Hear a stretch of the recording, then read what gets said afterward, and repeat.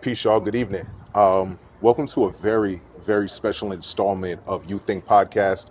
I want to label it a quick thinking session, but it's so much more significant than that. Today, I am graced with the presence of one of my young beloveds. Rather, I've been invited to attend one of my young beloved ceremony. Some of you may know him. Some of you don't. Some of you might have seen his face or seen his hashtag free prom suits. But before I go through the process of introducing him and how I may know him, I'm going to let him proceed to introduce himself. So without further ado, Hey everybody, I'm Sequain Harris. I'm the creator of hashtag free prom suits. Most recently, we might change it to 1,000 suits or free prom suit initiative or free suit initiative. We ain't really slide down on the hashtag yet, but I'm the creator of hashtag free prom suits. Also the owner of the biggest bouncy house in Newark, New Jersey. Today's my cohort graduation at Kean University, and I had to invite my guy. so for people who don't know, what exactly is a cohort graduation? So a cohort brand new to me, so I know a lot of people don't know about it. A cohort is basically your sneaky way into those doors that we usually don't have open towards us. The cohorts exist solely for members of the outside establishments or the streets and stuff, so we can start stepping into the institution establishments. They want to close the gaps between the people outside of the institution and inside the establishments, and the cohorts is like the perfect opportunity to do so. Some cohorts focus on reentry population. Some cohorts focus on community-based organizations or nonprofit organizations. And I've been blessed with the opportunity to, well, actually the mayor blessed me with this opportunity, and I didn't know until a few days ago that the mayor gave me this opportunity. Now, when you say the mayor, you're talking about Mayor Raz Raz, Baraka. yeah, Raz had put me in here. So Al Tariq Best had brought me here first, and he was just showing me like, yo, this the class, this is what we're going through. And he's telling me like next semester you could be in here. I didn't know that the mayor had sponsored me to get up in here. Angelo Pinto just let me know that a few days ago, and the mayor never said nothing to me, but I gotta give him a shout out for that. I think he mad dope for that. Shout out to the mayor. Shout out to the That mayor, was a man. huge look. Shout out to Mayor Baraka for that. I had no idea he was pulling favors for me. That was really dope. Right. And I just graduated a second cohort at Essex County that I was also put on just because I was here, just being present in the room. So let me ask now. Again, people have seen you promoting the free suit giveaway, and I've seen the. I actually forgot on how we even met, bro. Like, it doesn't even matter at this point, but it might have been me seeing the free prom suit giveaway, and I was just like, yo, that is so dope. I think the question that I want to ask, for the people to understand, what brought this about, man? Like, what brought this mission statement or this passion project of yours to fruition?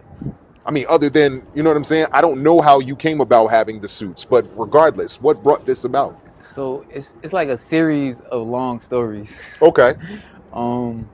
I was raised by my mom and my grandma. I had my dad in my life, but I always lived with my mother and my grandmother. Right. My grandmother was a Jehovah's Witness, so I had to dress right Tuesdays, Thursdays, and Sundays since the beginning of my life. I always had to be a gentleman. I always had a suit in my closet. Anytime my shoes didn't fit, it was always another pair of shoes there for me. And I know mentally I'm well equipped just because of my experience and just being raised around church people. I know I'm mentally equipped more than a lot of people in our community. And the suit has always been I used to be inspired by superheroes when I was little. So the suit is always like the cape to me, or the suit can always be like secondary armor. Right. No matter, there's places.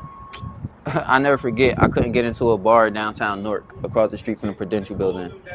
It was like a bunch of Russian dudes there. I seen Lamborghinis outside and everything, and they wouldn't let me in. So I ran home to go put on some dress clothes, and I'm like, I'm getting up in here. They're not gonna tell me I can't get up in here. Right. So when I ran back down there, they like, nah, you still can't get in. So I'm like, yo, what you mean I can't That's get in? Like, crazy. I done put on all the clothes and everything. And I remember telling one of the security guards at Prudential, like, yo, they not letting me in there. Like, I know it's some type of rules against that, bro. Like, they just can't just not let me up in there. Right. And he was saying, like, nah, you feel me? You gotta come a little better. Like, at the time, I wasn't wearing a full suit. I was just wearing a button-up shirt and some black pants. I looked like a Macy employee. I didn't look like I belonged in that environment. Shout out to everybody who had a job at Macy's. I sure had one. In fact, I definitely worked at Macy's. That's how I know it's the uniform. So no shade to the Macy's. For sure. Macy's For crew. sure. So Macy's will tell you. I went there in an interview on a bike from Newark to Jersey City. Macy's will tell you. You got to do what you got to do to get the job done sometimes, bro. Word. You know, now I would love, we have already scheduled and spoke about the opportunity for us to like get in depth as to what you have planned for the future with your brand and what you're doing with yourself and your efforts for the community. So for the sake of time, how will, because again, this is just a quick thinking session. They are very short interviews with very amazing people. How do the people get in touch with you, number one? How do they stay in touch with you? And how can they participate if they are so choosing to? All right, so I'm waiting on some phone calls and correspondence from NJIT. I'm trying to partner with NJIT's next cohort so we could develop a website and some software so we could basically have an onboarding system and a consistent way to connect with the supporters or the people that's following or even anybody that want to receive a free suit or volunteer for a free suit.